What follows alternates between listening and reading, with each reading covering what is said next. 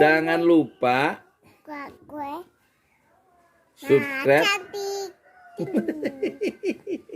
Jangan lupa kakak channel ini. Dan Di jalan Allah.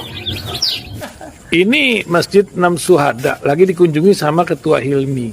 Modal awalnya berapa Pak Yudi Pramuko? 750.000 Rp750.000 aja. Jadi ini 500 jutaan nih barang. Sekarang udah habis 310. Masya Allah, tuh udah pakai keramik, plafonnya tinggal. Granit Tuh kayak marmer. Tuh, Masya Allah nih, sampai juga kita ke sini. Masjid Enam Syuhada, ngapa namanya Masjid Enam Syuhada, ya, Pak Yudi? kita mau mendokumentasikan perjuangan dakwahan nama anak muda pengawal Habib Rizik Syihab itu. Masya Allah. Yang dibunuh sama orang jahat di kilometer 50. Kilometer 50 ya. Itu kan simbol memperjuangkan dakwah itu kita harus memberikan segalanya untuk Islam kan ya, untuk Masya dakwah Allah. Islam. Dan nama anak muda itulah yang sudah memberikan segalanya untuk Islam. Masya Allah. Nanti nama pemuda itu ada juga di sini mungkin diterahkan? Mungkin namanya Enam Syuhada. Enam Syuhada itu, iya, Enam Syuhada dipasang di sini, Enam Syuhada. Bip Ali, apa yang dikomentarin dari ini semua, Bip Ali? Masya Allah, luar biasa. Dari uang 700.000, kalau pengen ternyata bisa. Bisa. Allah kirim. Tuh, bisa. Ya, dengan Masya. masuk satu gang kecil, tapi Bapak ini luar biasa. Kecil tuh. Masya Allah ya. Satu call aja. Masya Allah. Perjuangan Pak Yudi Pramuko, YouTuber sejagat paling tua. Tertua di semesta. Tertua di semesta. Masya Allah. Tukang donat. Tukang donat. Tukang donat dari Paru. Ini saya laporkan dari lapangan ini, langsung dari Masjid Enam Syuhada. Masya Allah. Dan ini dia. Dalam lihat ah. Tuh lihat tuh masjidnya. Tuh imamnya di situ tuh. Malam-malam lagi kita. Masya Allah. Masih kurang nih. Atapnya katanya transfer aja. Assalamualaikum warahmatullahi wabarakatuh. Saya Yudi Pramuko, tukang donat dari Parung, YouTuber tertua di semesta. Alhamdulillah. Wassalatu wassalamu ala rasulillah. Ini ada berita menarik ya. Ucapan Pak Jokowi mengungkapkan bahwa kita sebenarnya nggak sadar sudah dijajah ya. Secara ekonomi katanya. Ini menarik ya. Indikatornya bahwa kita sudah dijajah oleh bangsa asing secara ekonomi karena kita dibanjiri produk impor yang murah. Ya. Dalam konteks TikTok ini ya. TikTok Shop kan baru ditutup itu karena bisa menjual harga lebih murah. Dan harga yang murah di TikTok itu ternyata produk impor katanya 90%. Dan kita nggak sadar itu kata Pak Jokowi, kita dijajah secara ekonomi. Lah menurut saya ya, gak usah saya bacain deh, baca aja di CNN ada. Itu, nah kita sudah dijajah sejak Presiden Jokowi itu memerintah sebenarnya, nggak sadar itu Pak Jokowi. Ya kan? Nah, semua impor ya, kedelai impor, ya kan, beras impor, bawang impor, kan gitu, daging impor, sapi itu loh, semua impor. Dan keran impor itu kan kritik dari para pengamat, kenapa waktu kampanye itu stop impor, tapi faktanya semua impor. Ya karena keuntungan importir yang di ACC diizinkan oleh pemerintah itu keuntungannya sangat besar ya. Ngambil berapa dolar per kilo gitu impor kedelai misalnya. Itu berapa juta ton sudah dapat uang ya, dengan komisi itu, selisih harga itu. Kan itu yang dikritik para pengamat, para ekonom. Ya. Jadi sampai sekarang kan impor. Jadi dulu revolusi mental yang digaung-gaungkan itu tidak mengarah pada kemandirian bangsa. Beda dengan Bung Karno kan. Bung Karno kan ininya mandiri, berdikari, berdiri di atas kaki sendiri. Jadi membangun karakter building untuk menjadi bangsa yang proud, yang bangga ya. Bangga dengan kemampuan diri sendiri, kan gitu. Bung Karno, jadi revolusi mental. Bung Karno itu mengarah pada pembentukan karakter bangsa yang mandiri dan nggak meminta-minta bantuan asing dan mengusahakan semuanya berdikari, berdiri di atas kaki sendiri.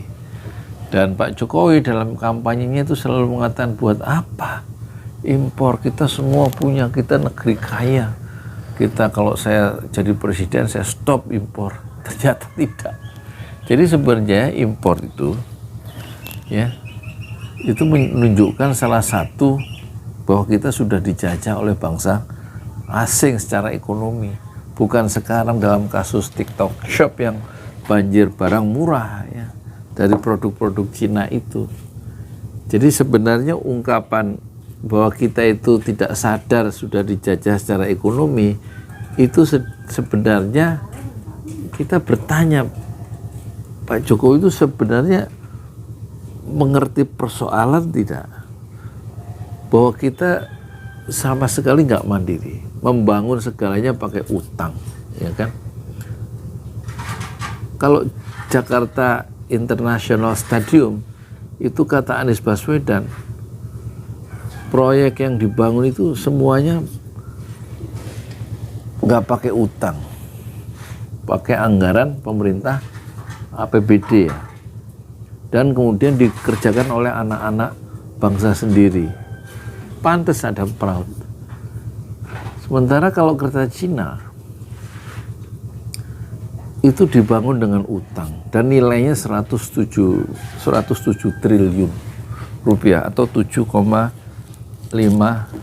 miliar dolar, membengkak sekitar 2,5 juta ya, dari 5,5 menjadi 7,5, membengkak ya.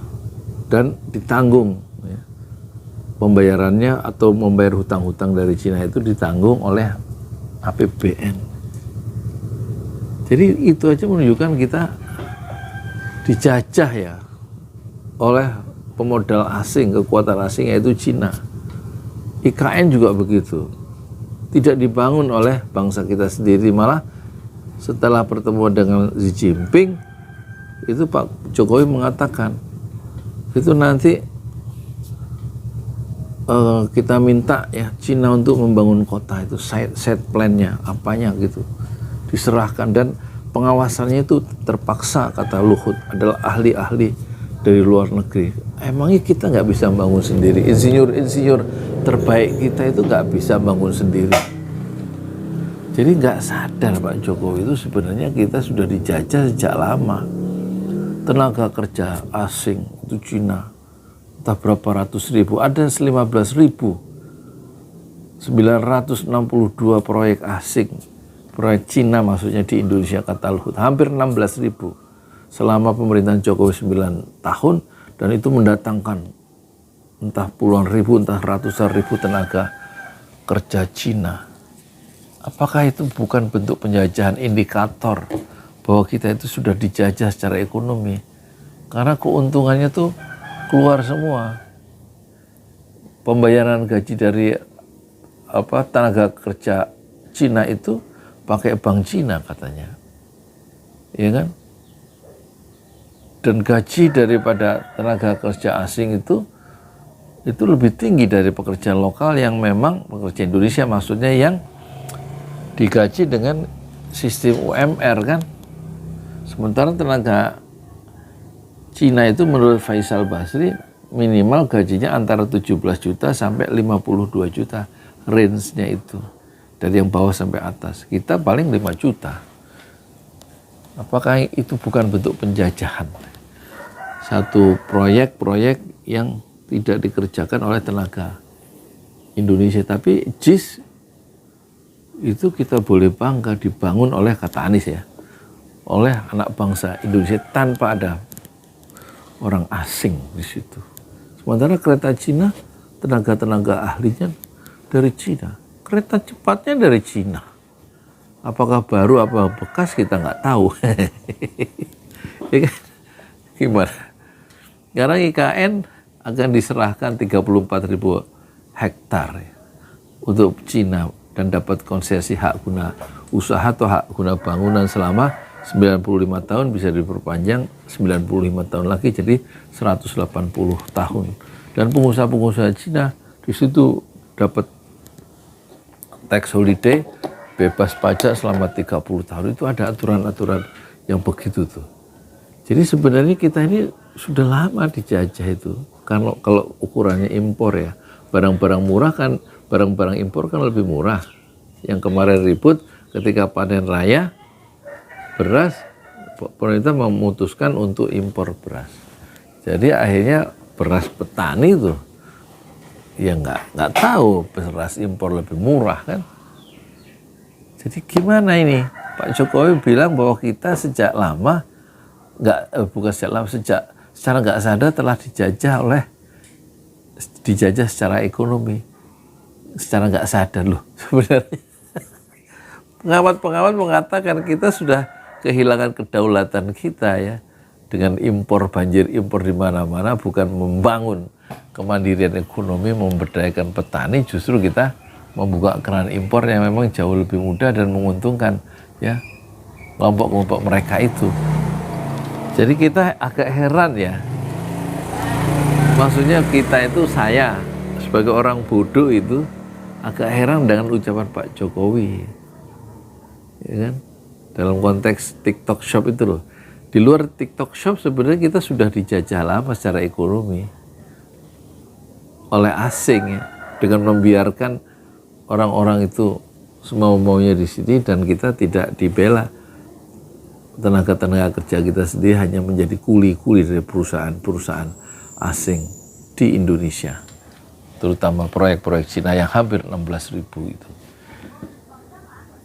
dan menguras ya nikel, menguras macam-macam dengan alasan proyek hilirisasi ya kan, biji nikel itu yang menurut Faisal Basri sebenarnya proyek hilirisasi itu 90% itu menghidupkan, menyokong ya industrialisasi di Cina, karena keuntungan sebagian besar ke sana, kata pengamat, kata ahli. Kalau saya kan nggak ahli, keahlian saya kan dua ahli, satu ahli donat, dua ahli kubur.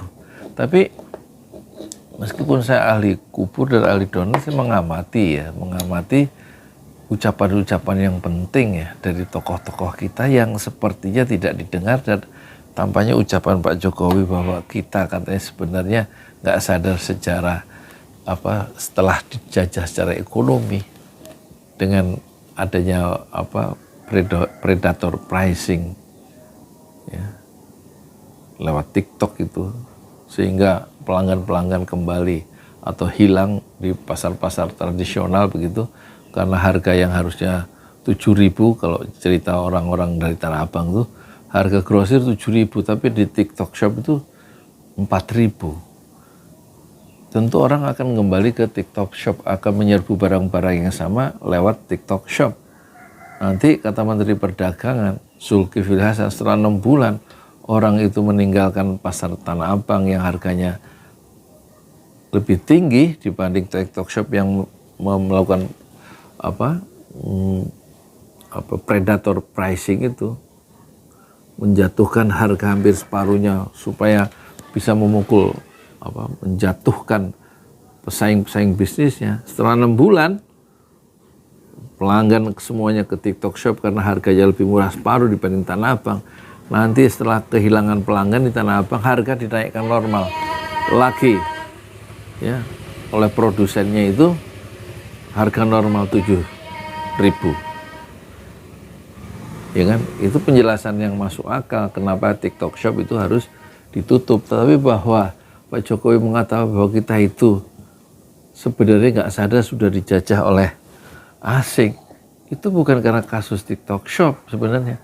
Sejak kebijakan impor itu dan tidak mendorong petani-petani itu melakukan satu usaha-usaha mandiri supaya menjadi eksportir dan didukung dengan pupuk, dengan lain-lain oleh pemerintah supaya petani itu mandiri dan tidak mengimpor dan kita bisa menjadi pengekspor, itu yang kan tidak dilakukan oleh pemerintah Jokowi kecuali melakukan semacam shortcut ya, satu jalan pintas dengan mengimpor semua kebutuhan barang, itu yang membuat kita itu dijajah. Dan itu terjadi sejak pemerintahan Jokowi. Dan pemerintah nggak sadar bahwa itu penjajahan ekonomi, tapi para pengamat sudah sadar sejak awal kita sudah dijajah ekonomi sejak tahun pertama, sejak keran impor itu dibuka oleh kebijakan politik pemerintah Pak Jokowi. Silakan dikomentari ya. Ojo lali di subscribe, di share. Assalamualaikum warahmatullahi wabarakatuh. Terima kasih.